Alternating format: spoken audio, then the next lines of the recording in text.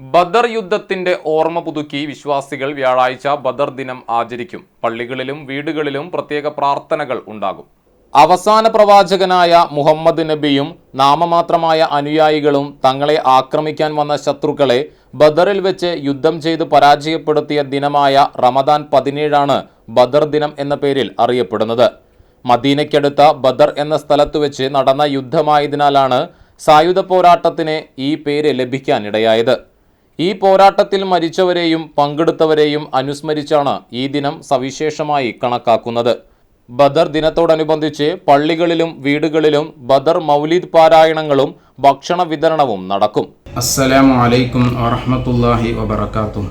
പ്രിയമുള്ള സഹോദരങ്ങളെ, പരിശുദ്ധമായ റമദാനു ഷരീഫിൻ്റെ പവിത്രമായ ദിനരാത്രങ്ങളാണ് നമ്മിൽ നിന്ന് കഴിഞ്ഞുകൊണ്ടിരിക്കുന്നത്.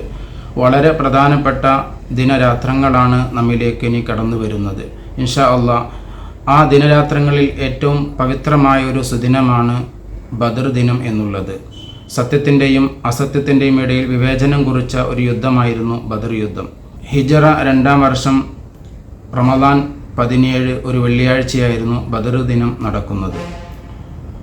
അൽഹംദുലില്ലാഹ് 1000-ഓളം വരുന്ന ശത്രുക്കൾക്കെതിരിൽ വെറും 313-ഓളം വരുന്ന സ്വഹാബികൾ പോരാടിക്കൊണ്ടാണ് ആ യുദ്ധം വിജയിച്ചത്.